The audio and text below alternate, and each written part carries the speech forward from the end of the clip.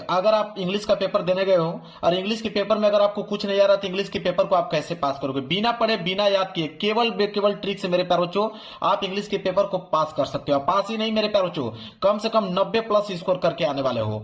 100% guarantee है, teacher खुश होकर को पूरा का पूरा नंबर देगा। एक नंबर एग्जामिनर चाह के नहीं काट सकता आप लोगों को और कभी जिंदगी में आप फेल नहीं हो पाओगे। मेरे प्यारे बच्चों हर साल वीडियो बनाता हूँ, एक स्पेशल वीडियो बनाता हूँ इंग्लिश के लिए। आप जाके मेरे चैनल पे चेक कर सकते हो।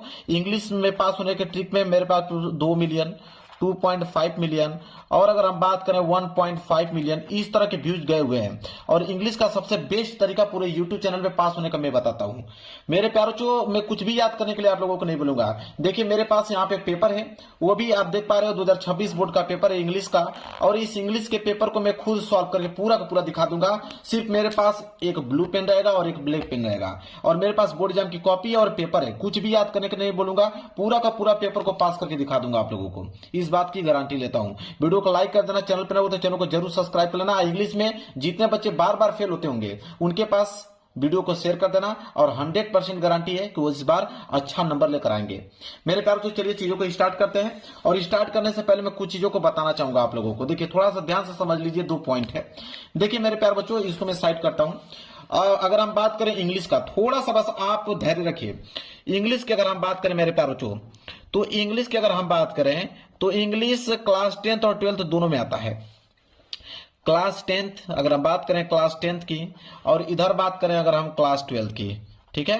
तो क्लास 10th की अगर हम बात करें तो क्लास 10th में जो इंग्लिश का पेपर आता है वो कितने मार्क्स का आता है?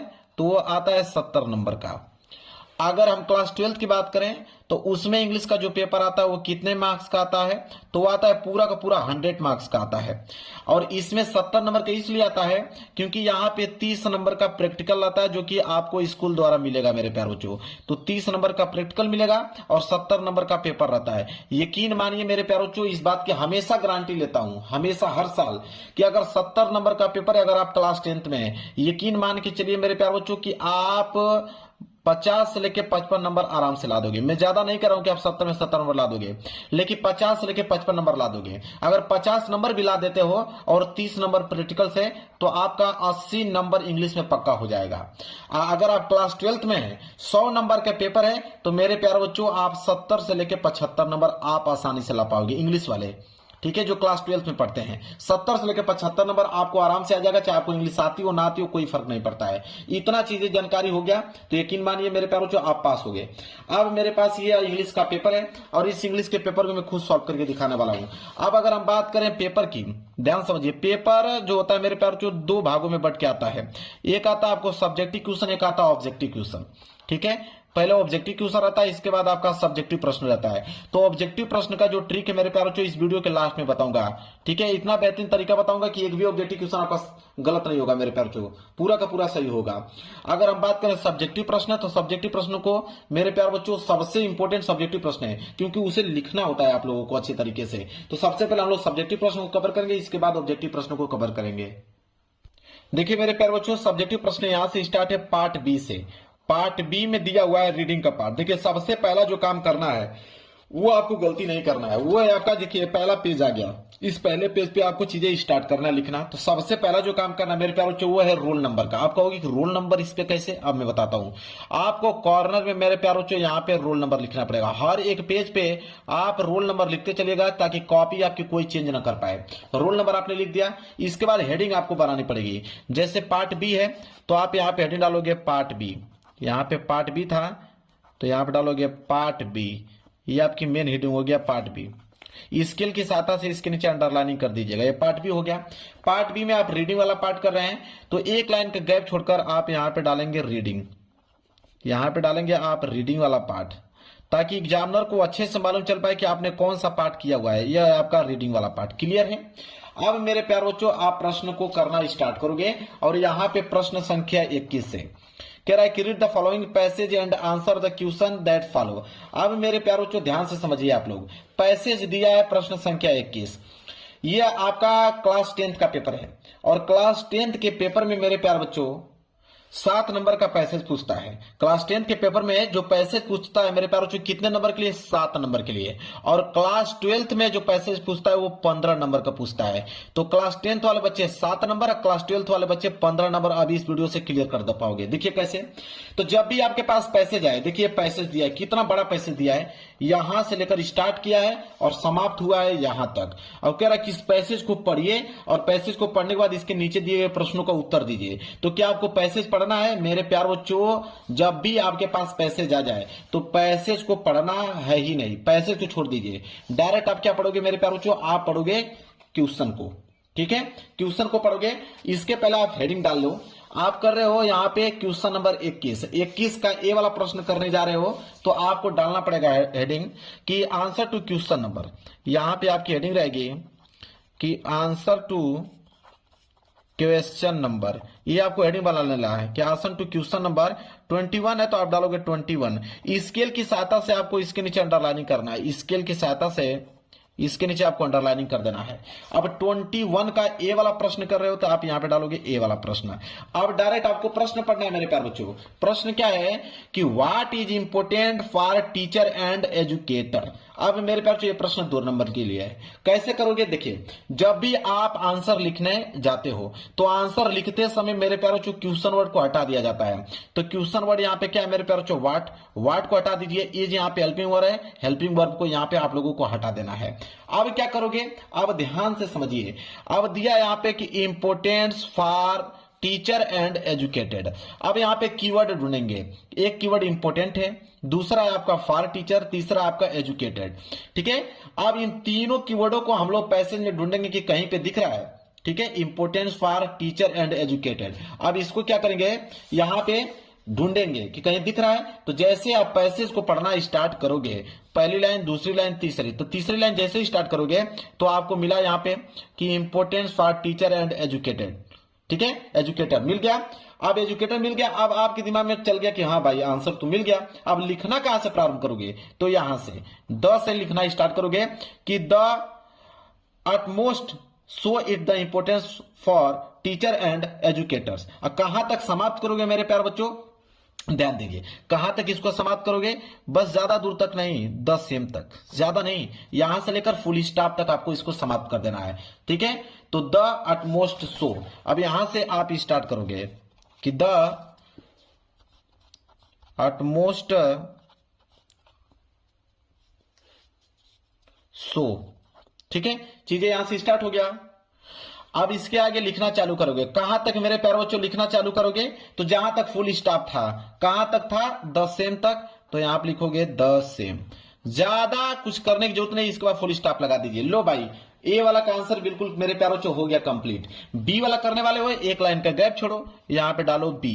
ठीक है, इसके बाद डायरेक्ट बी वाले क्वेश्चन को आप पढ़ना स्टार्ट करोगे। जब बी वाले क्वेश्चन को पढ़ना स्टार्ट करोगे तो what happen if the relationship between a teacher and a child is unsatisfactory. अब मेरे प्यारे बच्चों वाट को काटिए। ठीक है, अब यहां पे कीवर्ड बहुत सारे मिल जाएगा। हैपन कीवर्ड है, द रिलेशनशिप कीवर्ड है, यहां पे टीचर है, यहां पे चाइल्ड है, यहां पे अनसेटिस्फैक्टरी है। इन कीवर्डों को हम ढूंढेंगे, पैसे में ढूंढेंगे तो देखिए यहां पे अनसेटिस्फैक्टरी मिल गया, कीवर्ड मिल गया कि नहीं? अब आंसर स्टार्ट होगा। कहां से देखेंगे? कहां फुल स्टॉप दिया हुआ है मेरे प्यारे बच्चों? यहां पे पीछे बढ़ते जाएंगे, पीछे बढ़ते जाएंगे। पीछे जब बढ़ेंगे मेरे प्यारे बच्चों, यहां पे द म्यूचुअल रिलेशनशिप यहां तक आ गया, यहां से स्टार्ट है। अब यहां से लिखना आंसर चालू करोगे। ये वाली लाइन लिखोगे, नीचे वाली पूरी लाइन लिखोगे और कहां तक मेरे प्यारे बच्चों? यहां तक फुल स्टॉप तक लिखना चालू कर दोगे। ठीक है, तो दिस म्यूचुअल। ठीक है, यहां से पहली आपकी लाइन रहेगी दिस म्यूचुअल। ठीक है, म्यूचुअल लिखने के बाद डॉट डॉट डॉट डॉट करते जाओगे।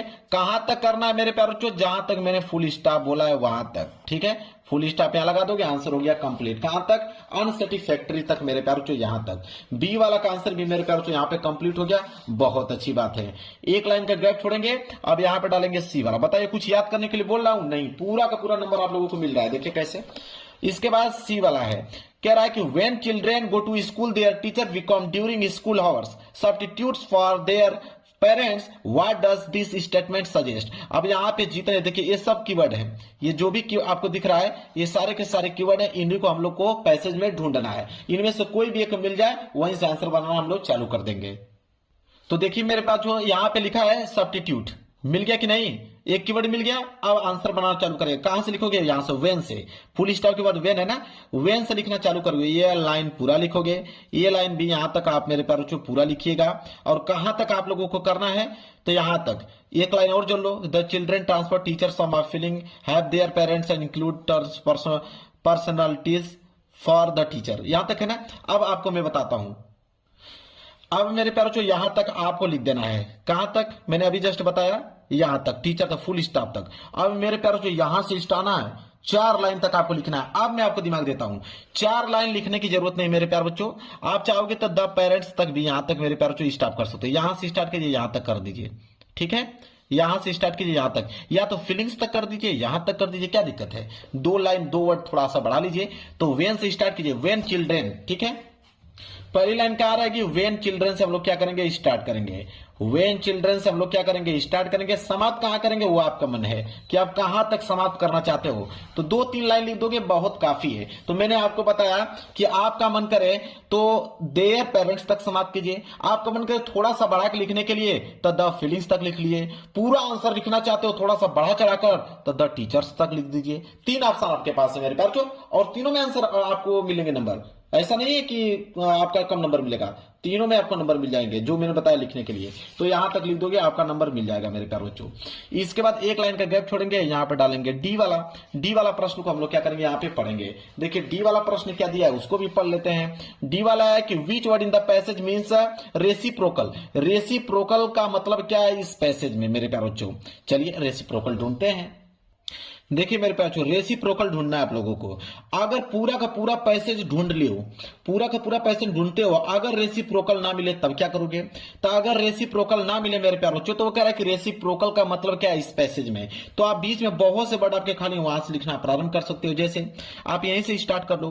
कहां पे देखिए, कहीं फुल स्टॉप दिख रहा है, बिल्कुल यहां फुल स्टॉप दिख रहा है ना, यहीं से कर लीजिए कि no amount of preaching however well done the principle however sound, ठीक है।